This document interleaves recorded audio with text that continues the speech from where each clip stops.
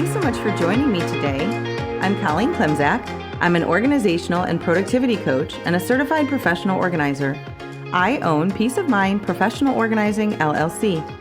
Since 2003, I've been helping my clients live better lives through organizing and organizational and productivity coaching.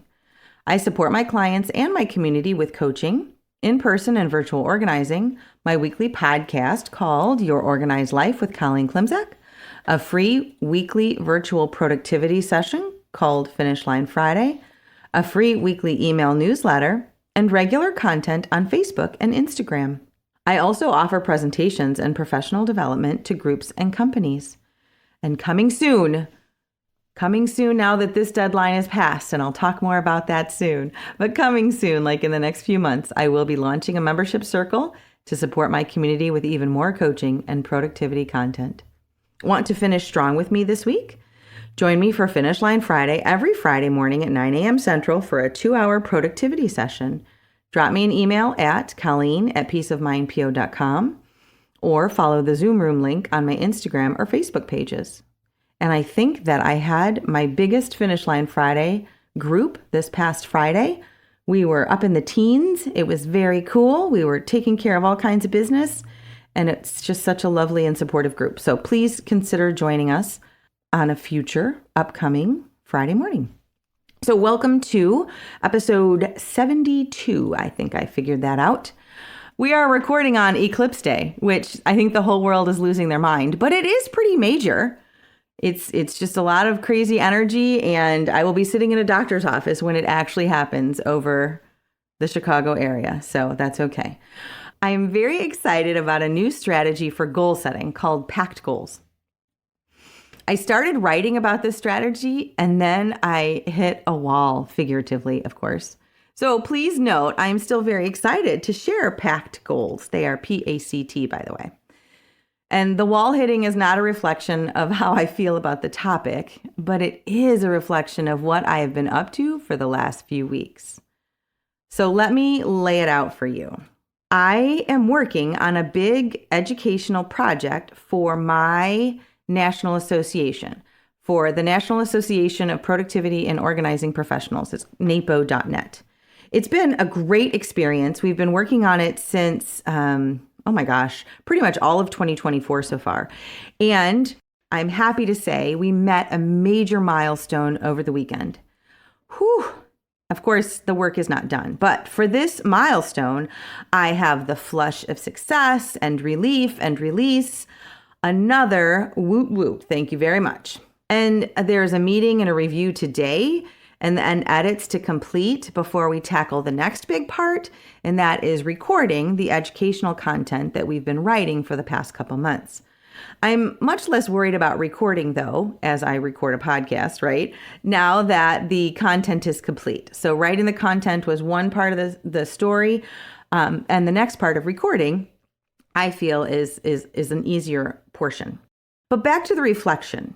So after I struggled with writer's block yesterday, I took a moment of rest and I inventoried what I was feeling and how I was doing, or what I was doing and how I was feeling. Either way works. And then the awareness came and I realized that it was time to take my own advice for after the deadline. After I got through the writer's block, I was ready to share an article that I wrote 4 years ago and shared last year on the podcast about things that we tell ourselves after the deadline passes. Because after I met this really major deadline over the weekend, I was feeling all of those post-deadline feelings. But what I really wanted to do, I realized, is update the thoughts. So in the old article, I mention that a friend and client brought this up to me years ago. The game that she plays when she's in the middle of a semester, she's a professor, or writing an article. When I finish this, I will finally be able to slow down, take a break, relax for a while, a few days, a few months game, right? But that break never seems to happen. We work and work towards a deadline and think fondly, though fleetingly, about how nice and relaxing it will be once that deadline is met and the project is complete. And then we complete the project and meet the deadline. Yay, great. However, then the basic survival and maintenance tasks that we've neglected while we hustled to meet the deadline are all still waiting for us. The house is sort of a mess. The cabinets are a little bare. The desktop and workspace is strewn with project remnants and papers. Maybe the laundry is piled up and your inbox is atrocious. Plus, all the other projects that have been neglected while we finish come rushing forward for our attention, and we end up right back in overwhelm. Right? There, can you see it? That next deadline project is already looming on the horizon. Let's talk about what we can do instead. So we can revel a bit in the glow of done or finished or accomplished before jumping into the next big project. And here's where I want to share the update. So the update that I was thinking through and acting through yesterday and today is that, yes, we still can revel a bit around the achievement. And I did. And then after many heads down days immersed in the work, I metaphorically and actually picked my head up, took some deep cleansing breaths, and looked around. In truth, I finished the last piece for today's meeting at 8:30 Saturday morning. So that's 2 days ago now. I personally edit and write better in the morning than I do at night, so I had put in a few hours that morning.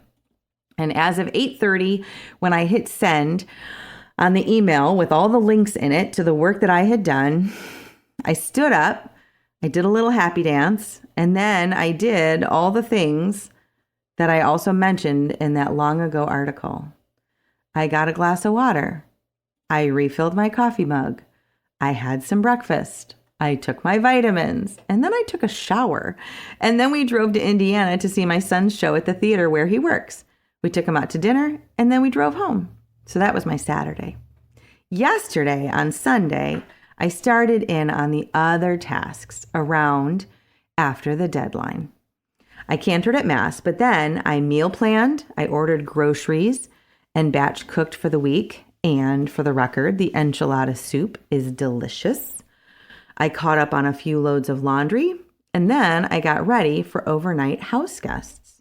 So in the old article, I mentioned that we can factor in recovery time, and I'm saying this to you and to myself.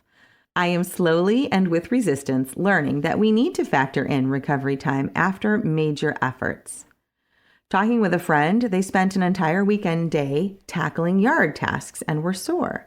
So the next day they laid low and took it easy because recovery.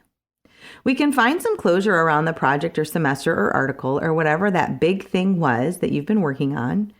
And then we can clean up our workspace, file our papers, right? Leave ourselves a few notes for follow-up, send a few thank you notes to folks who lent a hand, take a few deep breaths. Then we can clean out our brain with a 30-minute cranial cleanse of non-project related tasks and ideas, or collect any notes for some days that you may have written yourself while in the throes of that project. For next time, keep a bullet journal or make notes in an Evernote or Google Doc as random thoughts occur to you and save them for later so as not to distract you from your deadline. And during your next brief downtime, look ahead and schedule some of these catch-up tasks for yourself post-deadline. We can leave ourselves a plan, maybe a checklist of self-care, recovery, and cleanup tasks to give our tired post-deadline brain and body a break. And here's the thing, right? There are always more deadlines. There's always more things that we have to do. So my proposal for this week, for you all and myself, is to let's get better at managing those deadlines and also managing the time and process after the deadline. So very often in my presentations, I talk about creating our own checklists or routines or recipes for later. So let's get better at looking at next steps.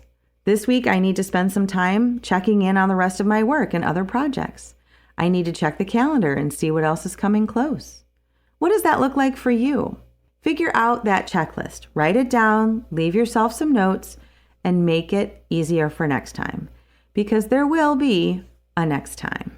Deadlines don't go away. There will always be more.